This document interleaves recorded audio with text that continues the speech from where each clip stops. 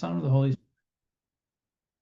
Hail Mary, full of grace, the Lord is with thee. Blessed art thou among women, and blessed is the fruit of thy womb, Jesus. Holy Mary, Mother of God, pray for us sinners now and at the hour of our death. Amen. In the name of the Father, and the Son, and the Holy Spirit. Amen. Thank you very much for coming and listening to this webinar today. For those who are new to Christendom College, I'll explain a little bit about myself, but there are some on here that have been here before, been involved with the college, so welcome back. This little class I'm teaching on the 6 tips to get the most out of your college visit, it's not just specifically to Christendom, it's actually to any college. It's tips for you, whether you come to Christendom or not. I actually gave this presentation to the Cardinal Newman Society's national virtual fair a couple of times. So this is just sort of good information that you should know about if you're going to visit a school. And the reason why I'm skilled in this area, that knows something about it, is my name is Tom McFadden. I've been in college admissions here at Christendom since 2004, so it's been here 21 years. In admissions, I've been here for 25 years total.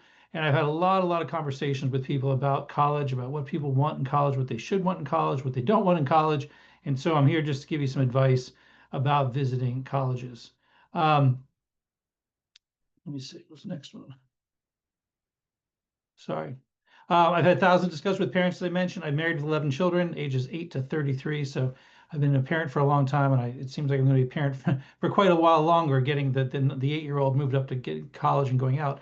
My number 8 is a freshman this year, James. My number 7, Anna, is a sophomore. So I'm both a person that works here, but I'm also a user of the product as well. Myself and my wife also went here, as did all of our other children and a lot of my siblings. So anyway, I know a lot about Christendom. Please use me for my wealth of knowledge. You can put in some questions in the chat box if you like during this presentation, or you can wait till the end to ask. If for some reason we don't answer your questions or you have specific questions, you can reach me anytime. I have at the end, I think I have my email and my cell phone number on there. So, just listen to what you want to, and if something comes up, go ahead and ask questions. I'll try to answer them at the end. So go ahead and do that.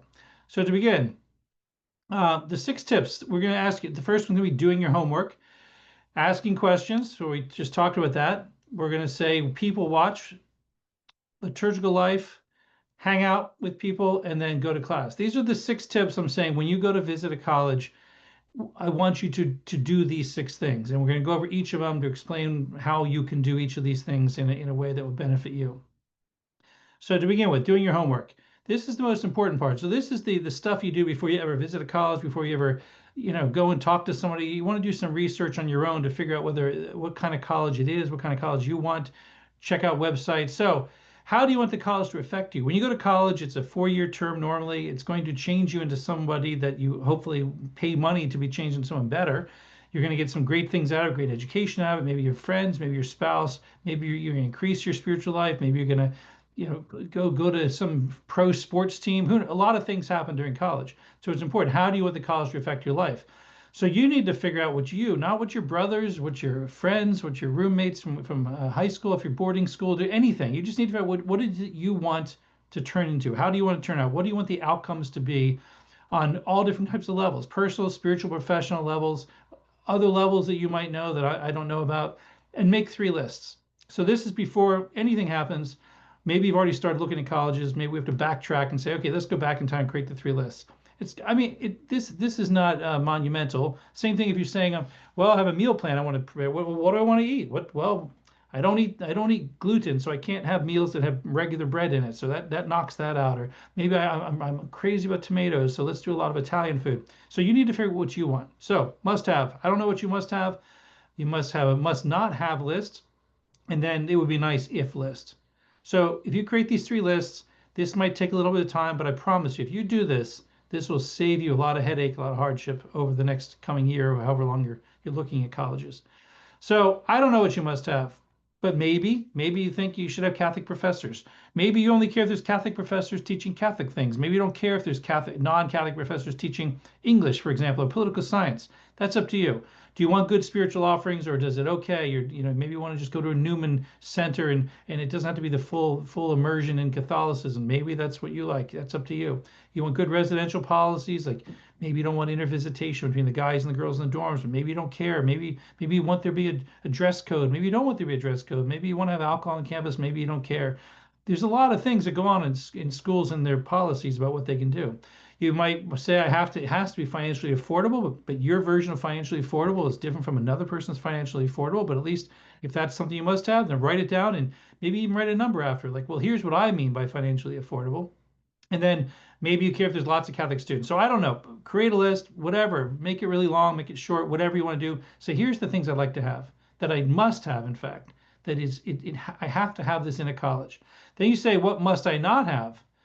Well, again, maybe people say, I definitely don't want to have co-ed dorms. I definitely don't want to have anti-Catholic speakers. I definitely don't want poor academic quality. I don't know, whatever. Make your list. And then here's the last one. Well, I don't know. If it would be nice if they had a great sports program. Maybe I play sports. Maybe I just like watching sports. It would be nice if they had one. Or maybe I'm really kind of homesick, so I'd rather it be like an hour drive from my house so I can go home and visit frequently. Maybe you like this organic food, or they say, hey, we get free laptops. So I don't know. These are just examples. You do whatever you want to do. But I highly recommend before you do anything else, do that. And if you can do that and you can agree on it with your family, your parents and you and the student, and you say, okay, these are pretty good. It's like again, I brought one of my sons, James, to go shopping for a car recently, and I brought Anna to bring a car, and we said, well, you could just go into a parking lot and just say, I want a car. Well, that's not going to help anybody. You have to say, well, I want a green car. I want a four-wheel drive car. I want a car that's under $5,000. I want a car that has air conditioning. You know what? I don't want a car that's missing, that has a broken axle. I don't want a car that, burns oil and it smokes in the back. And it would be nice though if it had a moonroof. It'd be nice if it had a rear backup camera. It'd be nice if it had new tires. So there you go. This happened. We do this all the time in life about everything. You should do it about college. But I'm telling you, so many people don't do this about college, because I talk to them and I'm like, "What's on your list? What's your must-have?" And they're like, "I don't know." So they say, "Oh, it has to be Catholic." Well, great. That's like saying I just want a car. You need to figure out what do you mean by Catholic. So there you go. There's make a list. So next, do your research on your own. Sorry, someone's called me. Okay, do your research on your own and review the website. You can find people spend a lot of time and effort on our websites, putting all their information up there, putting on their, all their stats and facts and figures and pretty pictures and maps and everything else. So you can do all that without ever talking to anybody. Or you can say, well, if you look at the website, it seems like it meets your needs, meets what you're looking for. It doesn't have the bad things you don't want. Call the admissions staff, email the admissions staff. We have a little kind of a bot, AI bot on our website that some people think is a bot. It actually isn't a bot. It's an actual one of our admissions counselors that answers the questions. So if you ever go to our website and this little thing pops up in the bottom right and it says, well, hi, I'm here. Do you have any questions? It's a real person answering it. So feel free to do that. Some people are more outgoing. They want to call and have a big conversation. Some people are kind of shy and they want to just ask questions on their own and not having even know who they are. Whatever works for you, whatever. So our job in the admissions office is not to tell you you need to come to Christendom or go to our school. It's to tell you, here's what we are offering. Here's what's on our menu. Here's what our selections are. Here's why people like us. If you're into that, we'd love to talk. If you'd rather go someplace else, that's okay too. So ask a lot of questions. Learn the facts, offerings, opportunities prior to visiting. You can get all this information out of the way before you ever show up on campus. And it's very important because you don't want to waste time asking these questions that you can easily find on the internet. So you should get a notepad or take pictures or screenshots or whatever, however you keep track of things, and look at the website and find things. And if there's anything that's concerning to you on the website, or there's things that don't seem to explain it well enough, take a note and say, when I go and actually stand and sit before someone in the admissions office when I visit, I'm going to ask this question because I couldn't figure it out on the website. Don't waste time asking about scholarships or costs or graduation or retention rates or rankings or majors. Generally, they're all found online. We have all that stuff on our website. So if you go and waste your time talking to the short period of time you have with an admissions representative, it's like, yeah, it's good stuff to know. You should know this information, but you could find out that information from the website or by calling beforehand or by going on the chat box or whatever. And the reason is because there are certain questions I want you to ask when you go and visit. So you need to have the time to do that. No need to meet with the academic department head or athletic coach or music teacher or financial aid staff. You can simply call them whenever you want and ask them questions. That might not be the case for everybody. If you're an excellent athlete and you think you're going to be recruited to go to NCAA or whatever, maybe you do need to meet with the athletic director to talk about some things. But generally, you can talk to financial aid staff on the over the internet or by phone. You can talk to the music teacher. You can talk to different people that way, and it just makes things so much easier. So you don't have to go face to face with people and talk to them. It's much easier to put it in writing because then later you don't forget what they said. You can say, oh, let me pull up that email and see what they. Oh yeah, they said this. Great, now I know. Find out at the college level what you want. This is very, very important. You're picking a college because you want to go to a college to make you a better person, whatever that definition is. You are going to pay a lot of money for it, no matter where you go to school. It's going to cost a lot of money. So you need to find out if the college offers what you want. And don't let someone sell you something that you don't want. They can tell all their great things about it, and everyone admissions, that's their job, is to say, here's what makes us awesome, and we're great about this, and we're great about that. But if you say, yeah, great, that sounds great, I'm happy for you, but you know that doesn't sound like something appealing to me, and that's okay to say that. We're not going to start crying about it. So you do your own research. So here's the question you should ask when you beforehand or when you go and visit. Why do students and their parents choose Christendom? Because you want to know, like, well, what's the general? Why do people go there? You know, what's the main thing? Why are they there? Well, we actually survey our students every year. So this was last year, the fall 2024 incoming students. We asked them, we gave them a whole bunch of choices. You see it on the left, all kinds of choices. We said, what's the number one reason? The number one reason out of all the things that you chose, why you chose to go to Christendom College? What's the number one reason? And they say 65% authentic Catholic culture, 23. You see what it is. There it is. And then we asked the people, and that's 156. We had about 170 students that year, so that's most of the class answering it. Then we go to their parents. So the parents, they're the ones, a lot of times, they're the ones paying all the money. Why did you invest? What's your number one reason? Well, they say authentic Catholic culture, rigorous liberal arts, the alumni outcomes. So this is good. It's good for us. We're saying, okay, people are kind of on the same page. The parents understand why they want Christendom. Students understand why they want Christendom. And the good part about it is we offer these things. They got what we're offering and they understand that. So that's it. Now this year, it's a little bit different, but we asked the people this year, fall 2020 incoming students, why do you want to come here? 51% authentic Catholic culture, 28% rigorous liberal arts, so on and so forth. We had 5% parents made them. I mean, that's out of 144, so that's like 7 kids. Their parents made them. I told the kids, I said, congratulations to those parents. That's a good idea. Then we asked those parents, and the parents, they're kind of on track. They're a little different, but 59% said the authentic Catholic culture, 24% rigorous liberal arts. So it's a good thing for a college to know why people are choosing them, because if people were choosing us mainly for our athletic program or mainly for our strong career development program, that was their number one reason, I think we'd be doing something wrong. We are a Catholic educational institution. So the fact that people are choosing us for the Catholic culture and liberal arts, thank you. You got the message. That's what we're selling. That's what people are buying, and that's what people want. So you can ask people at colleges, do you have any stats on why people choose your place or over another? That'd be a good thing to ask. So then you've done some research, asked some questions. Now you come up with new questions to ask when you go to visit. So you actually think about visiting. You're like, okay, now when I'm there, what am I going to ask somebody? So you got to come up with some good questions. I think this is the greatest question of all time that you should ask everybody involved in every college. Okay, there's a lot of colleges out there. There's a lot of Newman Guide schools out there. There's a lot of Catholic schools out there. Are they just like franchises are they all the same in just different locations? Or what is it that makes your college different from others? And everyone that works in admissions team should know. Not just how are we different from this school or that school, but just what is it that makes us different just altogether? So ask the important questions to admissions representative. What's your Big Mac? That's a good way of looking at it. Everyone knows what a Big Mac is, whether you ever had one or not, you like them, I don't care. We all know there's only one restaurant in the world you can get a Big Mac. That's a McDonald's.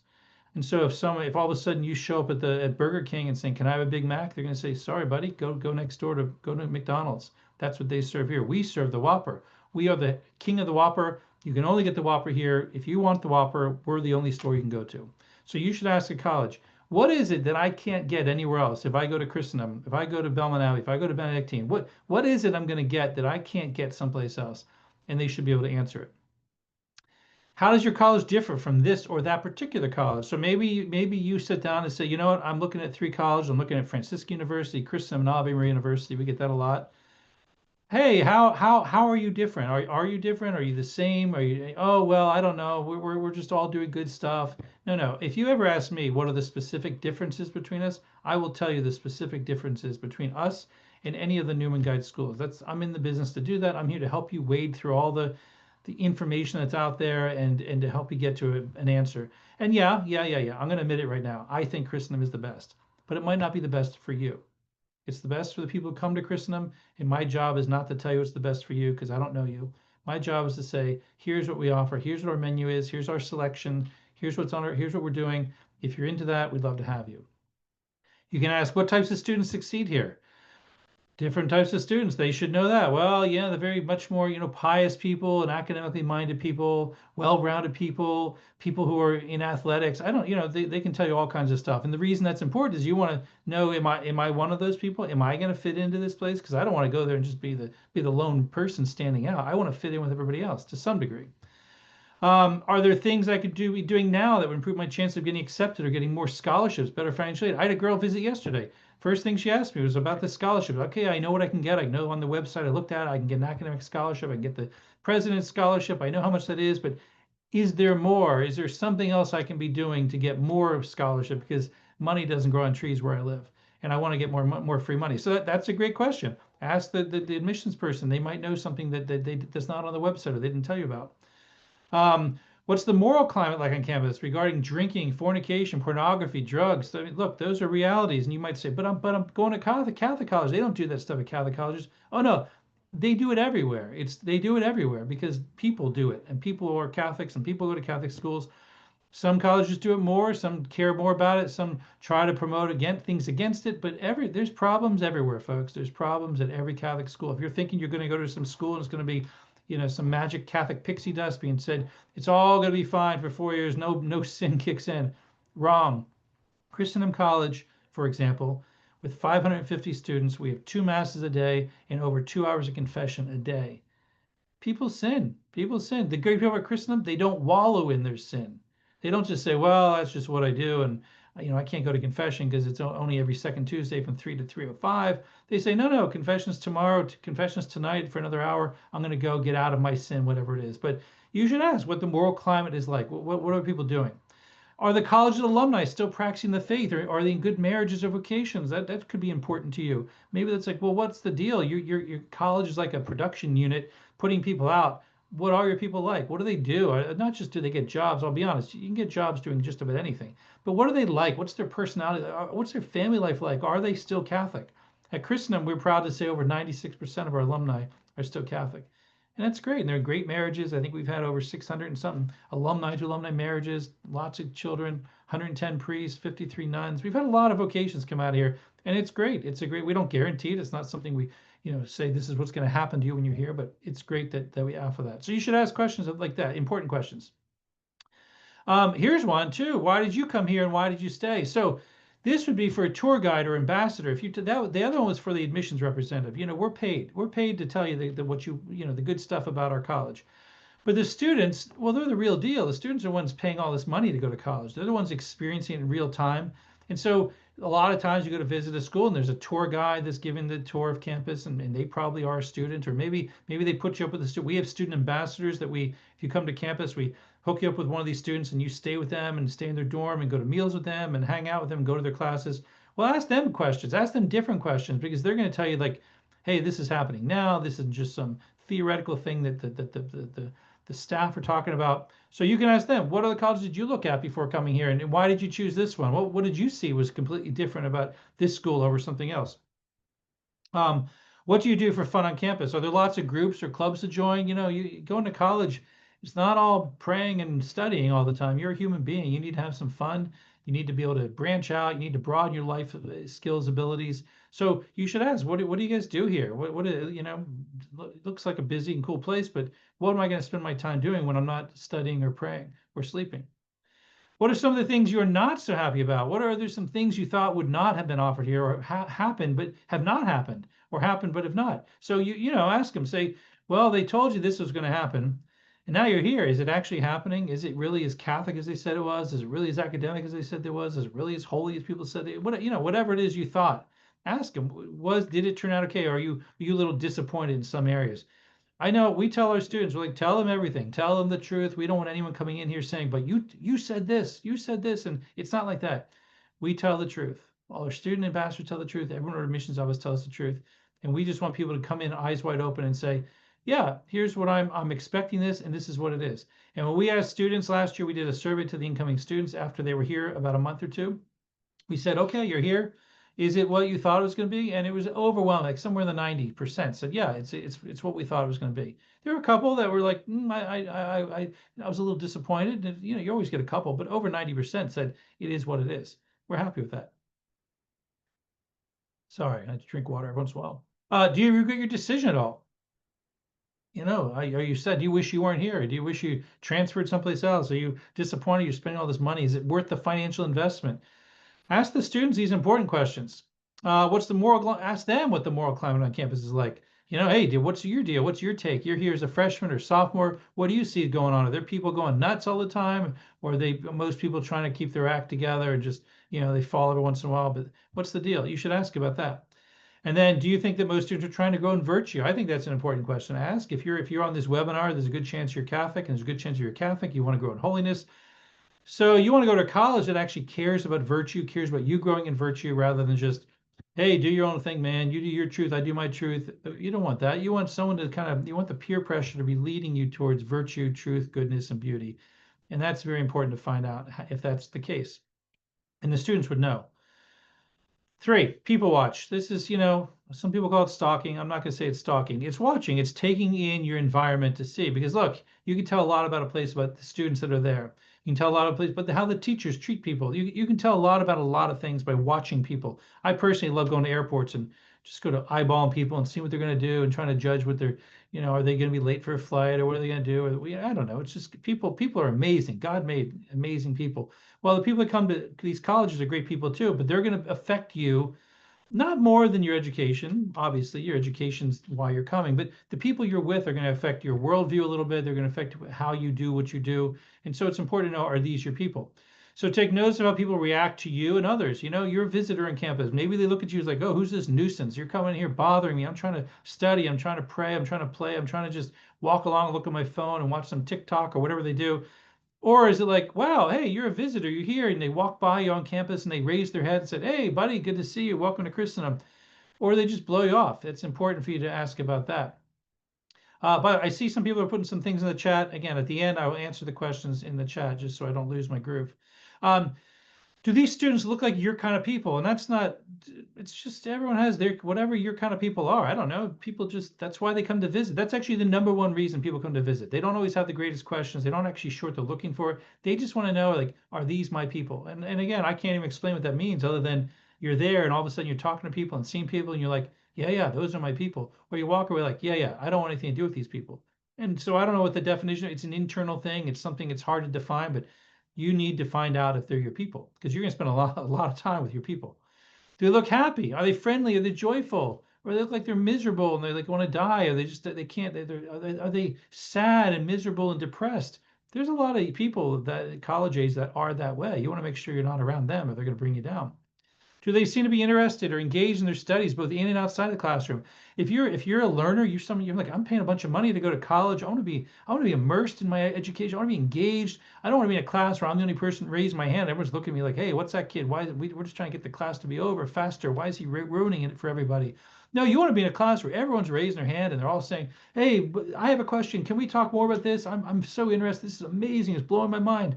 You need to be able to talk about it outside of class, over lunch. Like, wow, I was taking that class about metaphysics and about being and essence, and I don't understand it all. But it's just like amazing. And that's important. If you're just like, I'm clocking into class, clocking out of class, and I never think about anything outside of class, I don't know. I mean, but if you want to do that, go for it. But it's important. You're paying a lot of money for education. It should happen throughout, not just in the classes, but outside as well.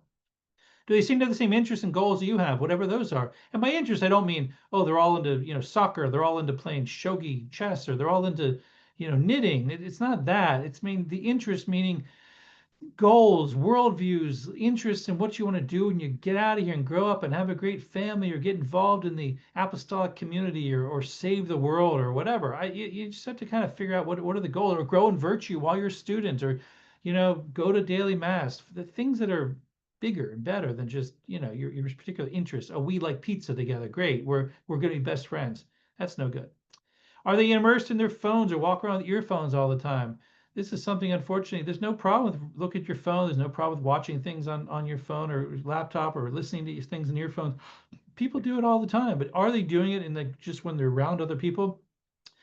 I go to lunch every day with the students. We have breakfast, lunch, and dinner at Christendom. That's an odd thing for a college. You may say, why is that odd? Well, most colleges, they just have food served all the time, and you just can go in whatever you want, eat whenever you want. At Christendom, we actually offer breakfast, lunch, and dinner. And breakfast, it's not that well attended. People like to sleep in rather than eat breakfast. But at lunchtime, it's hugely attended. Everyone goes to lunch, faculty, staff, students, we're all there. And it's just nonstop conversation. I sit with the students every day. For 25 years, I'm sitting with the students. I sat with the students before iPhones came in 2007, 2008. We having conversations face to face, having jokes, talks about everything.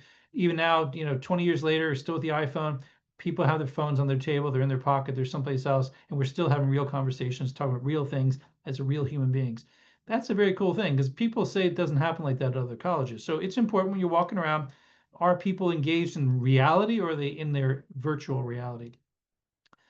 Um, Check out liturgical life. So this is point 4. Liturgical life, some people seem to think it's sort of extracurricular.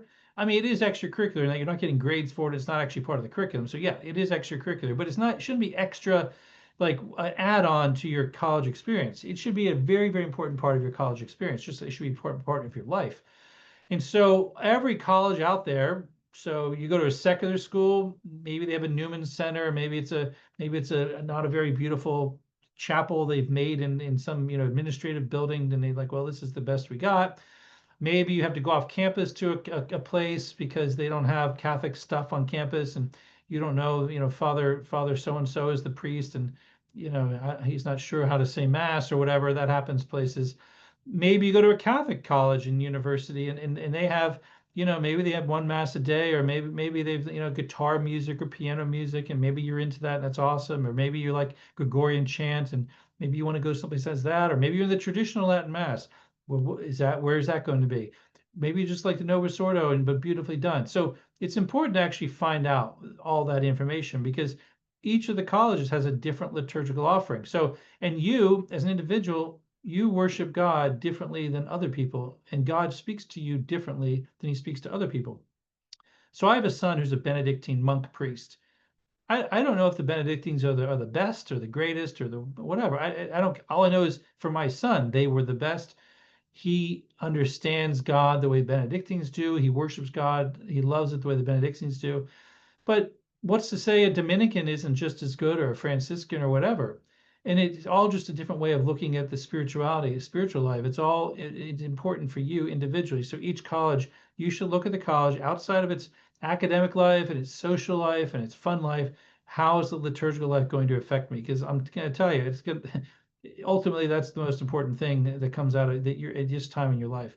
So do you like traditional liturgies or more modern ones? You know that. You don't need to be told that. You don't need to research it. You know what your answer is, so you should find a college that meets that.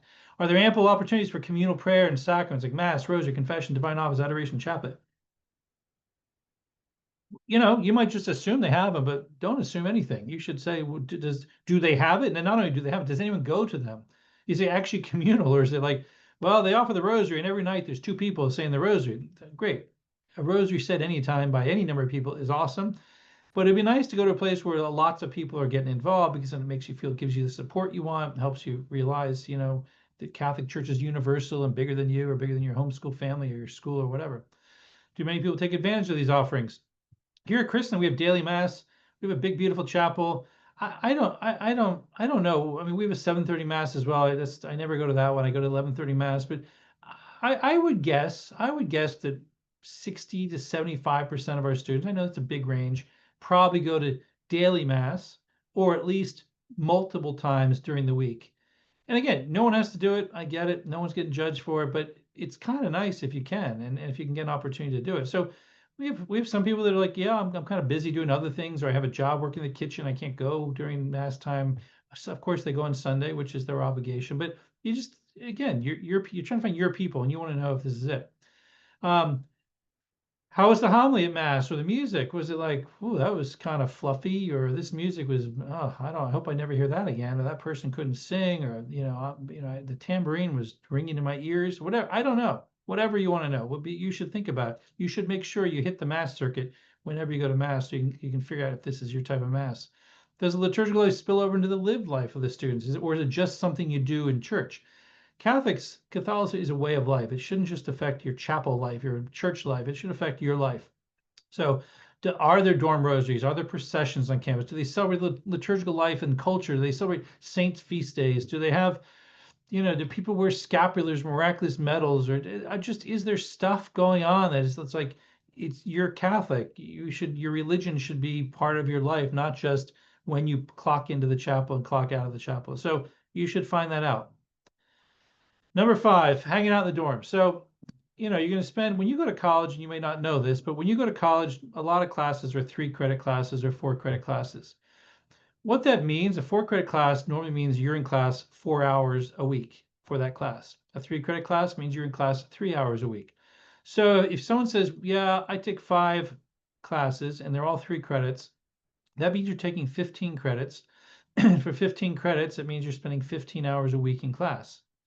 Now, any of you who can do math and you're in high school, you're in school now, you're like, 15 hours a week in class, that's like nothing compared to what I do now. What am I doing in college? Well, here's the reality. The reality of it is you do go to class, but you're supposed to do a lot of stuff outside of class. You're supposed to do a lot of reading.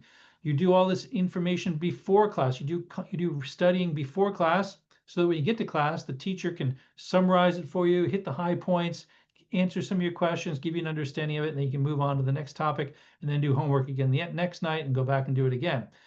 So the reason all this is important is if you're only in class 15 hours a week, what are you doing the rest of the hours? I don't know how many hours in a week. Sorry, I didn't prepare that one, but there's a lot of hours.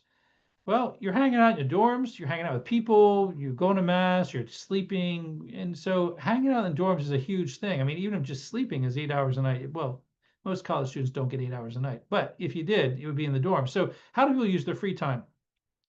And do you say, do I want to be like these people? Is this how I want to use my free time? Or do I have a different way? Like, we all know people, there are people that all they do in their free time is just binge movies. I mean, they don't even they don't care what movies they're watching. They're just addicted to movies. And they don't have any discrimination of what movies they watch or what types of stuff are in the movies. And you're like, I don't want to be that person. Well, there's other people, all they do is, they sleep all the time. There's other people that just play video games all the time. There's other people that just on social media nonstop. There's other people that all they do is sit around and chat and gossip all the time. There's some median somewhere. It was no median in gossip, obviously. You're never allowed to gossip, but to have conversations. So you got to figure this out. When you go and visit a college, spend the night someplace, figure out whether these people, and by the way, you're with one student, ambassador. One student was assigned to you. There are lots of other students. Maybe the student isn't exactly your person or your people or your cup of tea. So look around for other people and say, well, are there other people? Maybe this guy or this girl isn't really my person, but do I find other people like me? And maybe you're in a bigger group and you can say, well, if I went to that school, this person might not be my buddy or my friend, but I just see these other people and that's it. So look around, talk to people. What do they do in their leisure?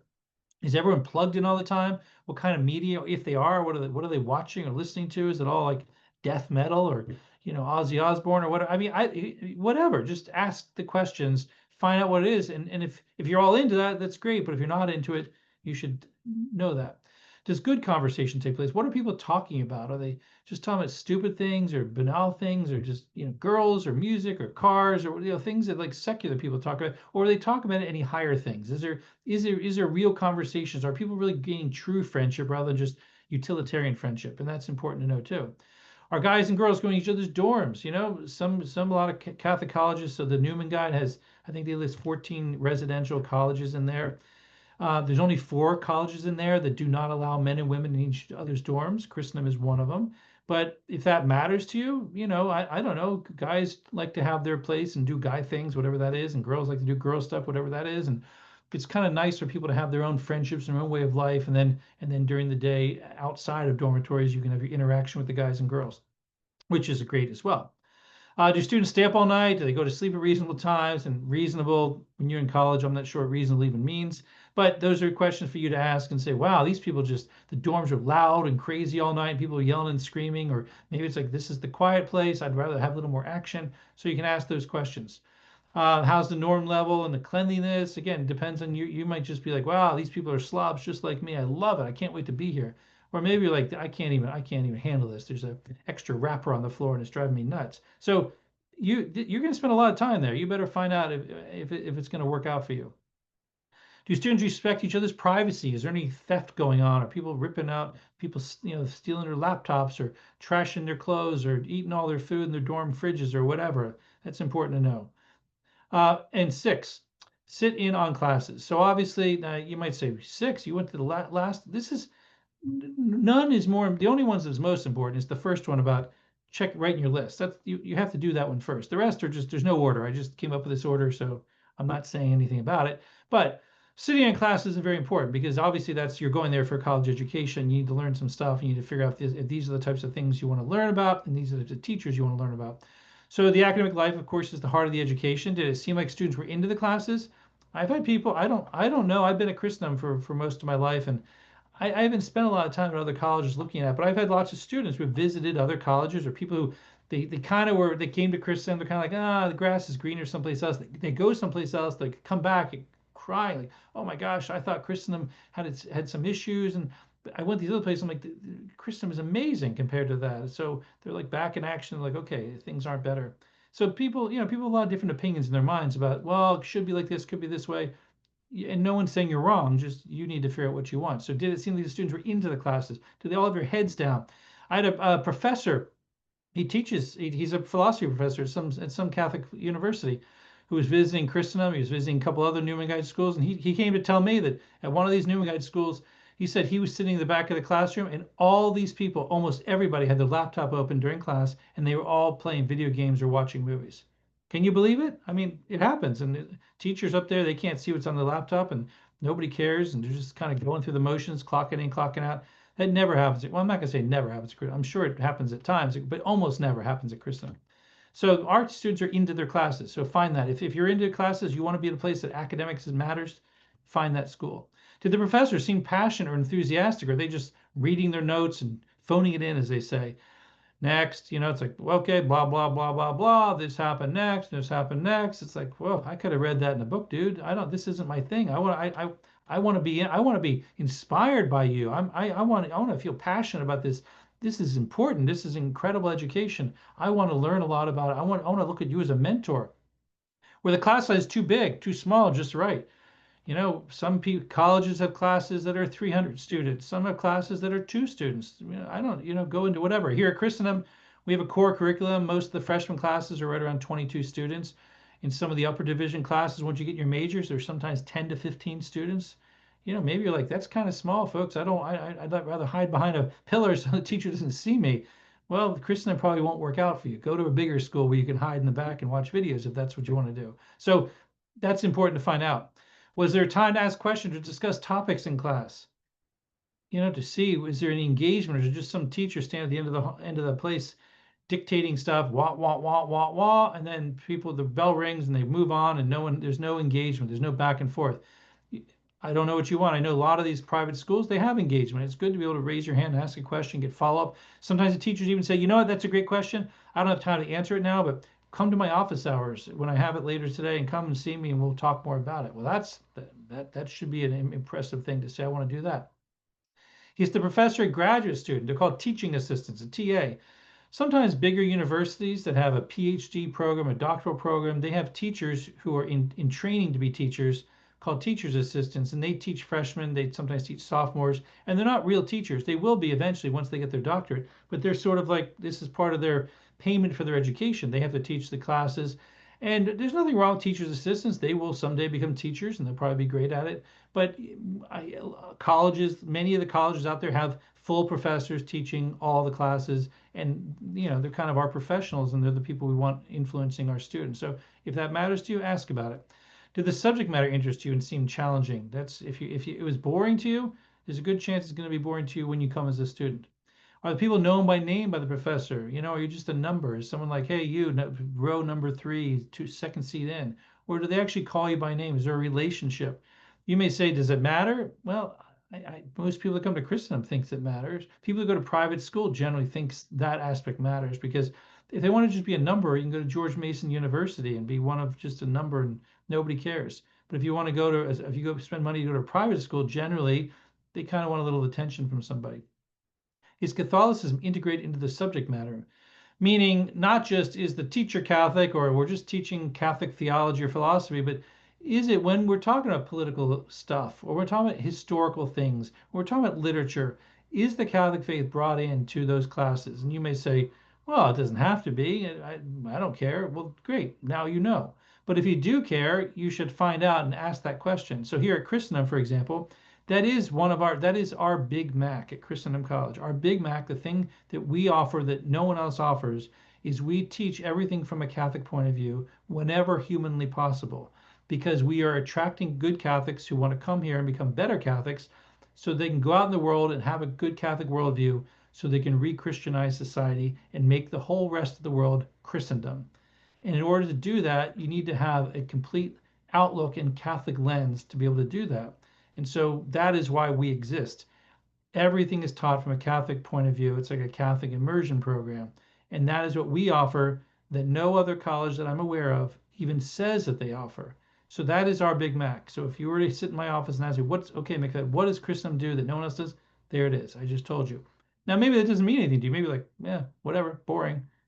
Now you know. Now you can cross Christendom off the list. But if you're like, yeah, that sounds exciting. I want to be trained to be the next generation of Catholic leaders and Navy SEALs to be dropped behind enemy lines to go out and save the world. That's what inspires me to come to work every day. My job is to help students want to be come into Christendom to help take over the world and re-Christianize society. I love that. Did classes begin or end with a prayer? Is there a crucifix in the classroom? Did people seem Catholic or not, but what they do? These are all important questions in the academic life. So look, it's very important to visit campus.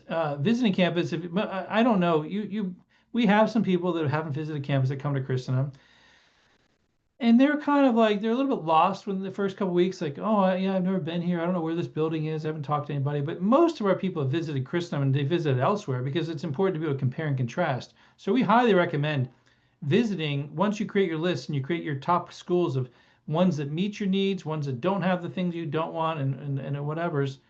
Visit those schools, because visiting a school can totally change your mind. You might have put it, it might have been really high up on your list, but then you visit, you're like, ooh, that was horrible. I had a bad experience and what they told me was wrong and it didn't jive with me. And that's a very good thing to do. So it might cost a little money to go visit. Maybe it costs a plane ticket. Maybe it's well worth the investment. I'm just telling you that. You need to get a feel of the campus. So you need to experience the campus life to make a decision, see if you feel at home. You'll be there 4 years. 4 years is a long time.